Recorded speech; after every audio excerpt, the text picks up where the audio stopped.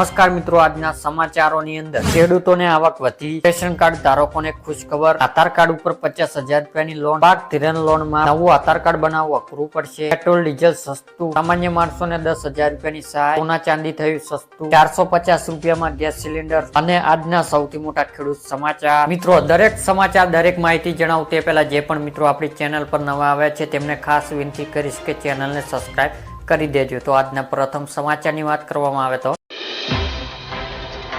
સામાન્ય માણસોને 10,000 રૂપિયાની સહાય એટલે કે ગુજરાતના દરેક ખેડૂતો, મજૂરો અને મધ્યમ વર્ગના પરિવારો માટે ગુજરાત સરકાર આપ્યા રાહતના સમાચાર. હવેથી જનધન યોજના ખેડૂતો, મજૂરો અને મધ્યમ વર્ગના પરિવારો માટે 10,000ની બેંકમાં ઓવરટાપ આપવામાં આવે છે. જ્યારે 10,000 રૂપિયાની સહાય મેળવવા માટે જનધન બેંક એકાઉન્ટ હોવું ફરજિયાત છે. જ્યારે પહેલા આ યોજના હેઠળ 5,000 રૂપિયાની સહાય આપવામાં આવતી હતી, તેને વધારીને હવે 10,000 રૂપિયા કરવામાં આવી છે. ત્યારબાદના મહત્વના સમાચારની વાત કરવામાં આવે તો મિત્રો, 450માં ગેસ સિલિન્ડર એટલે કે ખાદ્ય સુરક્ષા કાયદા હેઠળ આવતા પરિવારોને પણ 450 રૂપિયામાં એલપીજી સિલિન્ડર મળશે. સીએમ ભજનલાલે જે સરકારે એમની વિધાનસભા આ જાહેરાત કરી છે, તેમને કહ્યું છે કે અગાઉ ઉજ્જવલા યોજના લાભાર્થીઓ અને બીપીએલ યોજના પરિવારોને હતા એ લોકોને માત્ર 450 રૂપિયામાં સિલિન્ડર આપવામાં આવતા હતા, પરંતુ જે લોકો રાશન મળે છે, ઘઉં મળે છે, આવા લોકોને પણ હવે 450 રૂપિયામાં ગેસ સિલિન્ડર આપવામાં આવશે. મિત્રો, ગુજરાતની અંદર પણ 500 રૂપિયા આજુબાજુ ગેસ સિલિન્ડર મળી રહ્યો છે.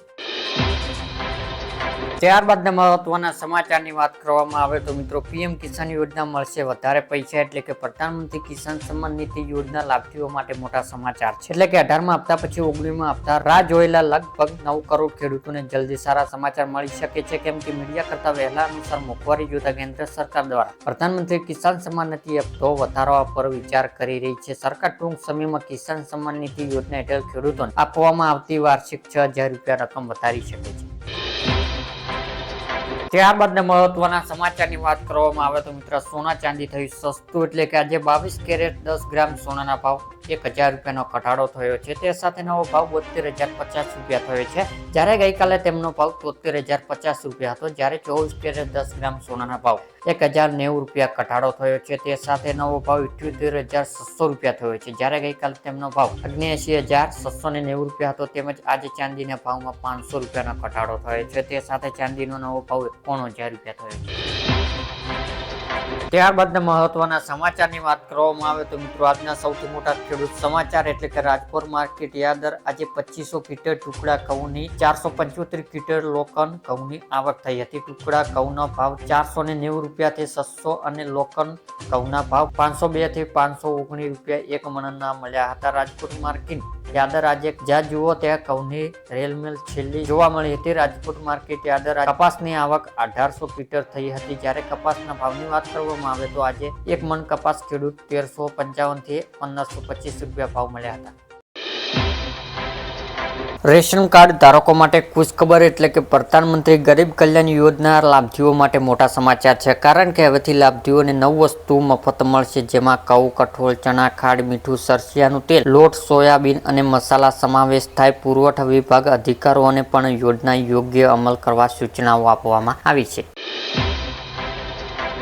ત્યારબાદના મહત્વના સમાચારની વાત કરવામાં આવે તો મિત્રો, નવું આધાર કાર્ડ બનાવવું અઘરું પડશે એટલે કે નવું આધાર કાર્ડ બનાવવું હવે લોટના ચણા ચાવવા બરાબર. મોદી સરકાર આધાર કાર્ડ માટે નવી સિસ્ટમ લાગુ કરવા જઈ રહ્યા છે. આ ત્રણ નવા આધાર કાર્ડ માટે અરજી કરનારાઓને વેરિફિકેશન રાજ્ય સરકાર દ્વારા કરવામાં આવશે. આ પાસપોર્ટ વેરિફિકેશન જેવું હશે. એસટી સ્તર અધિકારીઓને મંજૂર બાદ નવું આધાર કાર્ડ આપવામાં આવશે. આ પ્રક્રિયા ફક્ત 18 વર્ષ પૂર્ણ કરનાર યુવાનો માટે જ લાગુ. નવી સિસ્ટમ નવો આધાર જારી કરવા માટે 180 દિવસ જેટલો સમય લાગી શકે છે.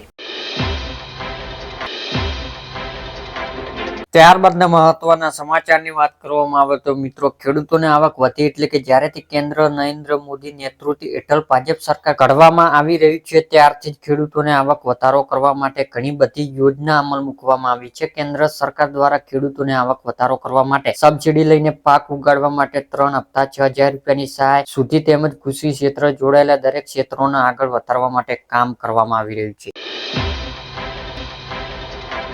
ત્યારબાદના મહત્વના સમાચારની વાત કરવામાં આવે તો મિત્રો પાક ધિરાણ લોન માફ એટલે કે ગુજરાતના દરેક ખેડૂત માટે પાક ધિરાણ લોન લઈને આવે મહત્વના સમાચાર। ખેડૂતોએ લીધેલી લોન નવા જૂની કરવા માટે ખેડૂત પાસે કેશ પેમેન્ટ માંગવા બદલ ડાયરેક્ટ બેંકમાંથી ઓટો રિવ્યુ કરી આપવામાં આવે તેવી માંગ ખેડૂતો કરી રહ્યા છે। જો કે મિત્રો વારંવાર પાક ધિરાણ લોન અને દેવા માફી લઈને સમાચાર આપવામાં આવે છે, જો પણ ખેડૂતોને દેવા અને પાક ધિરાણ રાહત આપવામાં આવતી નથી। મિત્રો અત્યારે મોંઘા બિયારણ, કમોસમી વરસાદ, માવઠો, મારથી અથવા તો અતિવૃષ્ટિ સર્જાઈ જાય જેથી ખેડૂતોને મોટું નુકસાન થાય છે।